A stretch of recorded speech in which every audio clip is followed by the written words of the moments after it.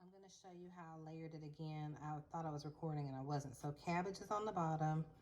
The spaghetti, hamburger, marinara mixtures on top of that. And then we have the ricotta cheese mixture. I know that looks kind of gross, but it's ricotta cheese, Parmesan cheese, and an egg in there. And then, what is this on top? Sharp mild and the 5 cheese Italian style blend. So I am going to show you me putting the next layer on since I thought I was recording and I'm not. Now what I'm going to do, and I know somebody's going to freak out because the spatula, I'm using the same thing that had the spaghetti sauce on it. It's all going the same place. Calm down. Everyone just calm down. So I have the cabbage and a colander because I had already drained all the water off of it. This is fried cabbage, so sauteed, whatever you want to call it. But it's cabbage with onions.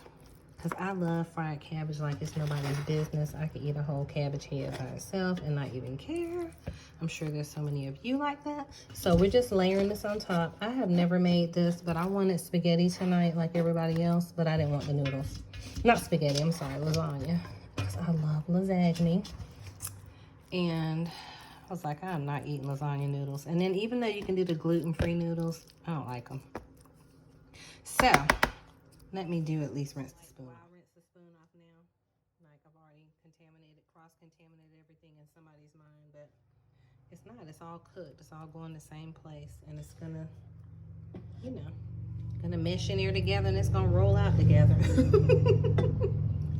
So anyway, I'm just layering, just like you would a lasagna. I'm probably not gonna cover this though, only because cabbage is super watery and I don't wanna end up with soup. And even though I've drained all the water off of it, I don't wanna end up with a watery mess. I want it to basically dry out. It's probably gonna get a little watery anyway because of the marinara sauce, because it probably had water in it, I'm sure, when it was made or whatever. So there's that. I'm gonna set that to the side. And then let's put on the rest of our ricotta mixture. We're just gonna slap it on because it's gonna melt, so we don't have to be all fancy schmancy. It's date night tonight, so I love cooking on Friday nights. I'm tired of eating out. We went out of town last weekend. We ate out every night. It was a gastric fit. So I'm gonna cook tonight.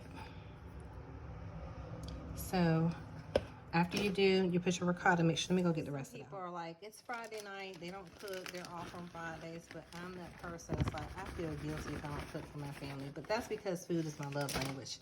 We go way back. We love each other. Food and of course, my family. So I feel guilty every time I gotta buy them fast food. So let's finish putting on the cheese. And I'm going to show you what it looks like once I take it out of the oven. I'm probably going to leave it in there probably 30 minutes to make sure it melts and gets all yummy, ooey gooey. I'm gonna add a little bit more cheese over here.